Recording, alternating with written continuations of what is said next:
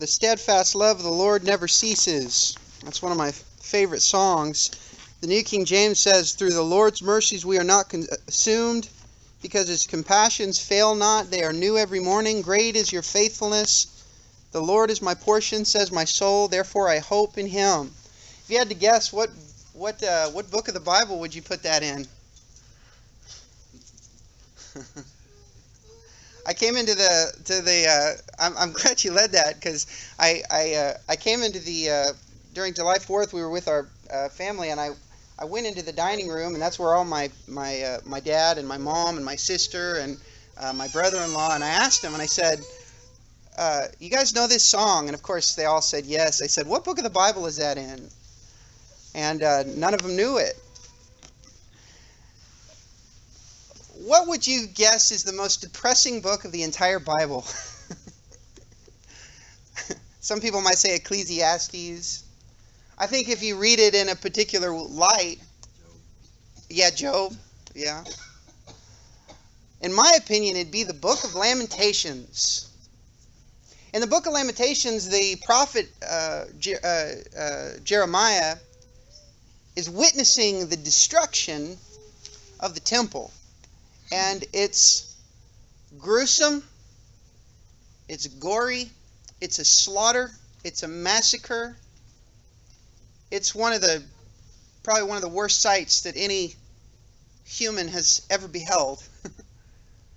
And during the book, he says things like this. He says in chapter 1, verse 16, for these things I weep, my eye overflows with water. Chapter 2, verse 11, my eyes fail with tears, my heart is troubled. Chapter 2, verse 18, their heart cried out to the Lord, O wall of daughter of Zion, let tears run down like a river day and night. Give yourself no relief, give your eyes no rest. Chapter 3 and verse 48, my eyes overflow with rivers of water for the destruction of the daughter of my people. Verse 49, my eyes flow and do not cease without interruption. And it's passage after passage that's just, wow, this is dark. He says in chapter 3, verse 6, he has set me in dark places like the dead of long ago. Wow, that's depressing. And right smack dab in the middle of the book, in chapter 3, beginning in verse 22, the steadfast love of the Lord never ceases. Isn't that beautiful? Isn't it? When I sing that song, it has a whole new meaning. It's like it doesn't matter how dark, how gloomy it gets in this world. One thing is for sure. The steadfast love of the Lord never ceases. I was at that's not a part of the sermon, but I think it's powerful, and I'm so glad he led that song this morning. When I lived in Boston, I had the opportunity to go to the Boston Marathon. Every year I was there. I didn't mean to, really. I just kind of tripped on it. One year I was just walking around and I noticed a big crowd, and so I walked over there and I said, "Oh, that's cool. They're running." I didn't understand how big of a deal the Boston Marathon was for runners. The second year that I went, I was actually on my way to go run. I was going to go to the Charles River. It's about a 15-minute walk, which is a pretty good warm-up, and then I'd run and come back. But on my way there, I saw a big crowd, and I thought, hey, I'll go check out what's happening. And sure enough, it was the Boston Marathon. Fortunately, I was not there the year that the explosion happened. That was a shame. I wish that hadn't happened. But I was there, and it's very surreal because I'd walked those streets hundreds of times, and it was almost like I was there for the first time. I'd never been there before, it seemed, because the street was no cars on the streets whatsoever, and hundreds of thousands of people were clustered on the sidewalks on either side of the road. And I couldn't even get close to the road. I was way far in the back trying to get a view, standing in front of the fire station. And an interesting thing happened that day that I've never witnessed before, and I never have witnessed since, really. There was a man that was rounding the corner, and from where I stood, I could look down the street and see the finish line. And he rounded this corner, and I'd put him in his late 60s, maybe early 70s, somewhere around that age. And I could tell he was struggling. I could tell that he was really hurting. I could see it in his breathing. I could see it in his running posture, his form. I could tell that he was really hurting. And then something happened, and I'm never going to forget it. His legs started involuntarily shaking. And it was just an aggressive shaking of his legs. What was happening is he was doing what marathoners call hitting the wall, or bonking, some people call it. Hitting the wall, I think, gives you a good idea of what it feels like. It feels like you're running and you just smack dab run straight into a brick wall. Your body, you have these glycogen storage in your muscles, and it's just those glycogen stores are just completely gone, completely depleted. In other words, to put that in terms that we can all understand, there is no strength in your muscles. And your muscles are saying, I'm done. And what happens is you become really heavy. Your legs can start to burn. It feels like they're on fire. It feels like your body is literally saying, I'm not going to take another step. And so every step from that point on is just a challenge within itself. And so when I saw this man's legs involuntarily shaking, I knew that is what was happening. If you go online and look this up, you can see videos of people hitting the wall. And they're not walking anymore. They're on their hands and knees, because that's the only way that they're going to finish the race, if they're going to finish at all. A lot of the times what has to happen is they got to come out and drag you off the course, because your body has literally shut down. So this is what was happening. And when he was still running slowly, I kind of expected something to happen, because I knew that at this pace there's no way he could keep running. The second that he started walking, the exact moment that he started walking, something happened that I'll never forget. See, every single individual standing on the sidewalk on either side of the road were completely honed in. 100% of their attention was on this man. They weren't distracted. They weren't talking about the weather or talking about the game that happened. They weren't talking about what they were going to eat for lunch or dinner. They were 100% focused on every single movement that this man was making with his body. And the second that he started walking, it's almost as if the ground shook.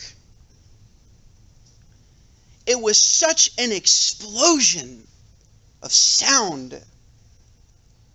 It was moving. And before I knew it, I noticed that I was screaming at the top of my lungs involuntarily. Just like he was shaking involuntarily. I was screaming, clapping my hands. People were screaming at the top of their lungs, shaking the bells that they had. And it was one of the loudest noises that I ever remember of a crowd. The man walked for maybe 2 or 3 seconds, 5 tops. He started running again. And when I think about that, I think, wait a second. I thought the glycogen was gone. I thought all the strength was gone. I thought his muscles were breaking down.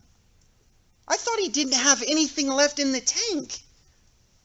You know, I don't know if you've ever run your car and then run out of gas. It's a horrible feeling. I've only done it once, and fortunately it was downhill and I could roll into a gas station, so I was very fortunate. But if you've ever been in a vehicle where you run out of gas, your car just says, I'm done. I'm not going anymore. There's nothing in the tank. You didn't put anything in the tank, so I'm just going to stop right here. And you don't get to tell it, well, let's go another mile. No, I'm done. No more miles. And I'm thinking about this man, and I'm thinking, where's the energy coming from? I thought he was out of gas. I couldn't believe it.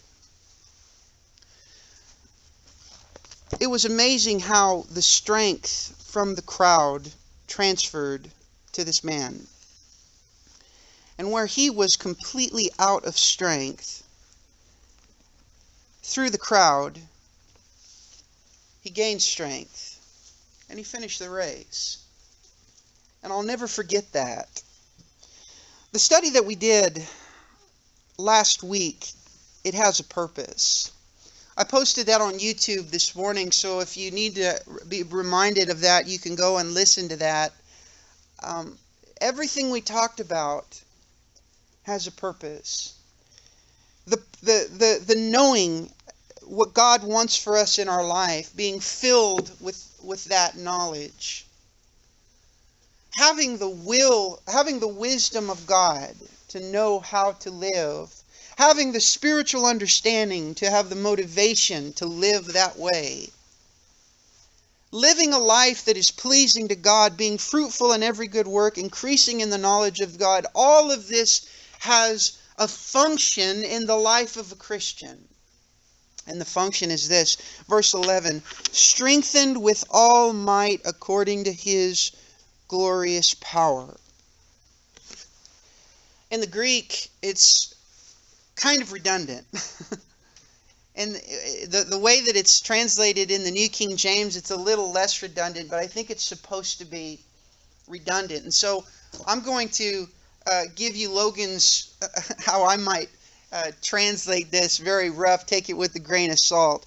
Strengthened with all strength according to His glorious strength. Now, the Greek word there for might is different than the Greek words for strengthened with all might, strength, with His glorious power. No, that's the word that's different. That's a different Greek word. But the redundancy, I think, is very significant, and I think it's extremely important. Paul does this very often. He throws a bunch of Greek words at you that really kind of all, in a way, mean very similar things, to give you the idea of what he's trying to say here. The function of the Christian life, the good life. You know, when Jesus says, I'm going to give you life and I'm going to give it to you more abundantly. He says, I'm going to give you a big, full, rich life, abundant life. What is it? What is the good life? It's the Christian walk. It's the life of walking, having no, as you remember last week, no empty spaces of what God wants for us in our life. We know exactly what He wants from us in our life. We're walking in wisdom. We're walking in spiritual understanding. Why is it so good? It's because of the strength that it produces. It fills up your tank. Because often in life we get to a point, and you may have experienced this on numerous occasions, I have, where you just get to a point and you say, I'm ready to stop. I'm good. I don't need any more of this. I'm tired of it. It's exhausting. I remember I was driving north on Bryant to get to my parents' house. I was on break. I had just gotten back from school, Boston, and I knew the next day I was going to have to fly back. And I was going to have to get off the plane, go get on the train or a taxi, whatever I was going to do, was going to have to walk all alone, all the way to my apartment, climb those 5 flights of stairs, get in that apartment all by myself, and do another 6 to 8 months of not seeing my family, being away from my friends. And I was in a really low spot. And I remember driving and praying to God, I'm good. Take me now. I'd love to go to heaven right now and not have to go through what I'm about to go through. And I know that people in this congregation are going through much worse than that. As a matter of fact, we've got people who are told that they don't have much time left. Life gets challenging, it gets hard, it gets difficult. And we get to that point where we just hit the wall. And we say, man, I don't have anything left in the tank. But unfortunately, it didn't work that way, did it? When I was driving in my car and I said, God, take me now, I'm ready to go. I don't want to have to endure this anymore. I don't want to have to go through this anymore. I didn't get to make that call that day. And unfortunately, we don't get to make that call. We don't get to determine that. And so, what happens when the tank is empty? What happens when the energy is gone? What happens when there's no fuel left? What happens when we hit the wall of life? What happens? Where do we get our strength from? Because we sure as all get out don't have thousands of people surrounding us, watching every move that we make, and every time we show a sign of weakness, they explode in applause. As a matter of fact, a lot of the times we feel all alone. So what's the good life? Where does it come from? I'll say this, by the way, it doesn't matter whether you're a Christian or not a Christian, you're going to get to those points in life. But the good life, the beauty of Christianity is that God says, when you hit the wall, I'm going to give you the strength that you need to get past it. You don't have it. And there's really no place that you can get it. But I've got it. I've got plenty of it. I'm going to give you all you need.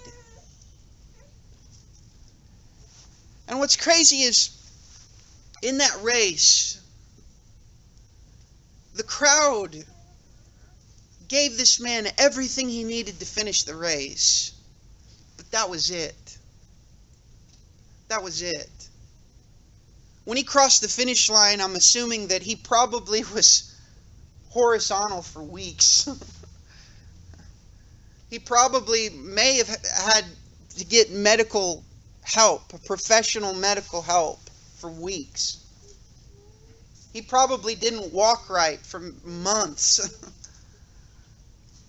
So, yeah, that was an amazing thing. I'll never forget it. But the crowd only gave him what he needed to finish the race. They didn't really revive him.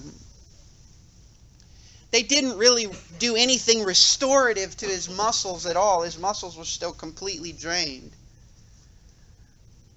See, the beauty of God's strength is it doesn't just give you enough to get you to the finish line. It fills you up and then it gives you more than you needed to begin with. It gets you to a point that you don't just finish, but you finish strong. And if you've ever sitting at bedside with a Christian that was about to die, you know what I'm talking about. They don't just finish, do they? They finish big. They finish strong. And they go all the way to the end. And I'm going to tell you something, that strength is not their own. If you were to ask them, where's your strength coming from? They're not going to say, well, it's my strength. No, it's not their strength. It's God's strength. Because God's got plenty of it. He's got all you would ever need, and He doesn't just give you some, He gives you all that you need. He overflows you with strength and ability to overcome, to get past the wall and to finish big and to finish strong. Isn't that beautiful? Isn't that beautiful? But this has a purpose. Strengthened with all might according to His glorious power. For, it has a purpose. For, to bring about something. What does the word for mean?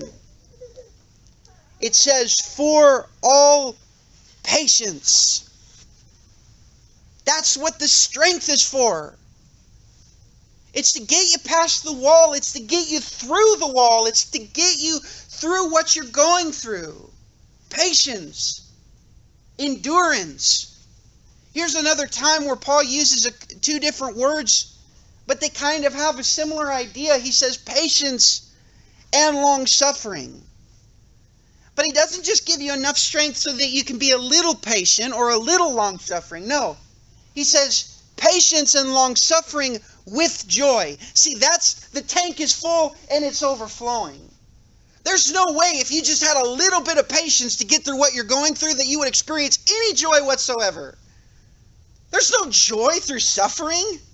There's no joy when you have to experience patience through something that's extremely trying. There's no joy there.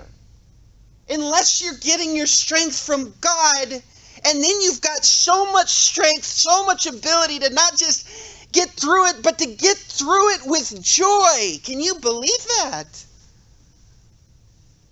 It's beyond human comprehension, this stuff. And so you ask the question, how much strength does it take to really be patient?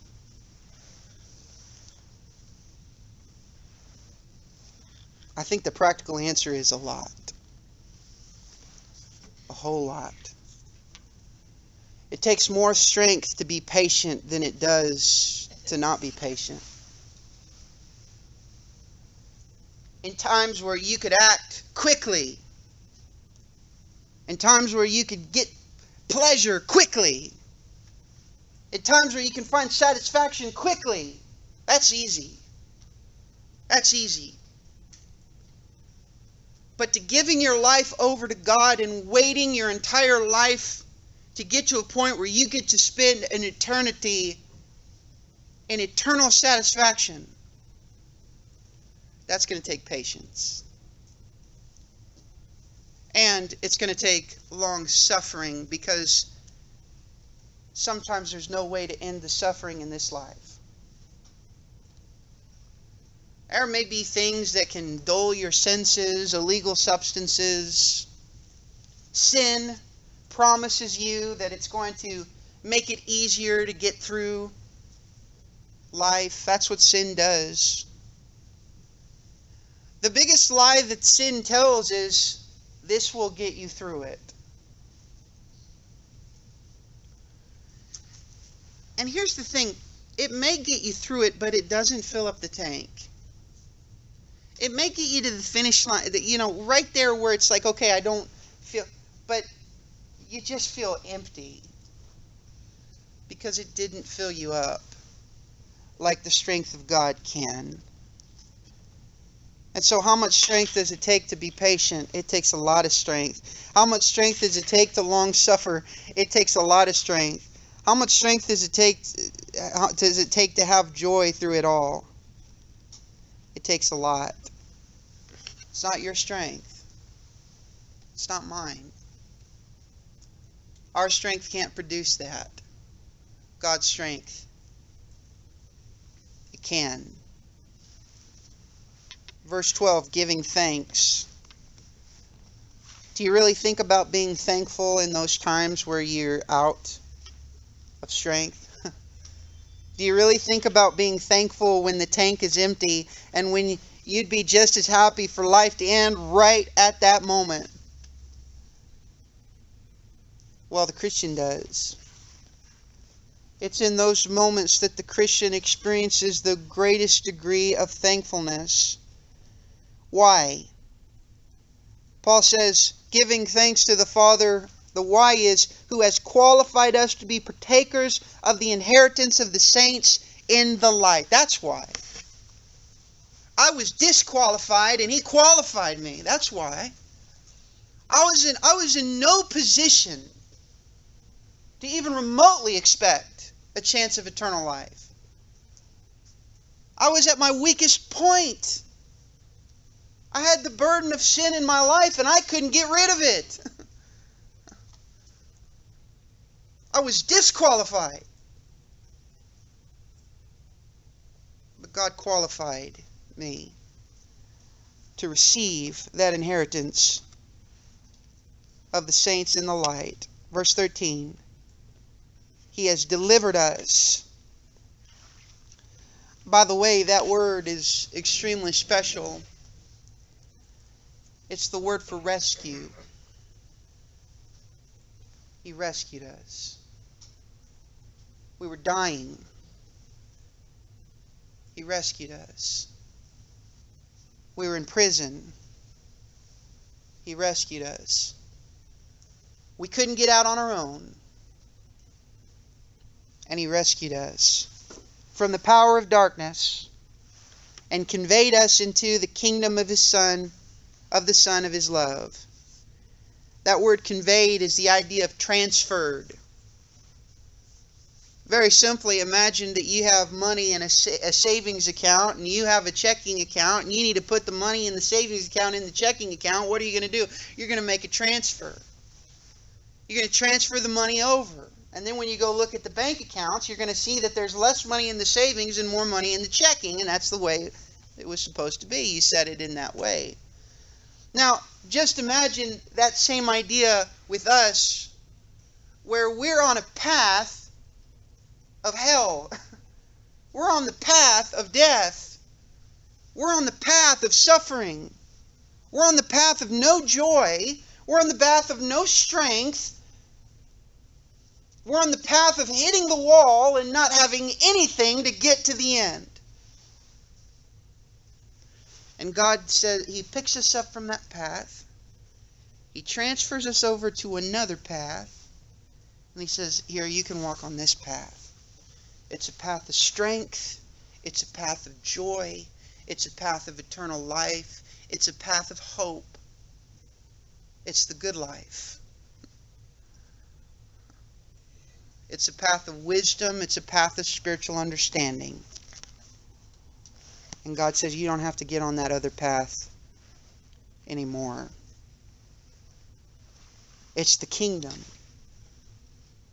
That's God's kingdom.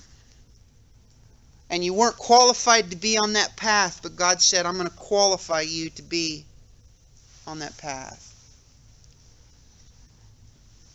And now what we need is the strength. What we need is the patience. What we need is the long suffering. What we need is the joy. What we need is the thanks to stay on that path. Yeah, because God says, yeah, you don't have to go back to that path anymore. But the temptation to go back to that path never goes away. But when we're walking in the fullness of the knowledge of the will of God, we never want to go back. We never want to go back. Which path are you on today? Are you on the good path? The path where God has qualified you. God has made you thankful. God has given you joy. God has given you patience and long suffering. God has given you strength. Are you on that path that leads to condemnation? I got to tell you, that man on that path that was running, that hit that wall, if the people weren't on either side, I am 100% convinced that he was going to drop on his face. I'm convinced of it. Imagine a life with God not in your life. And if God's not in your life, change it today. Change it today. Put on Christ in baptism. Have a relationship with God and walk with Him. Please come now as together we stand and as we sing.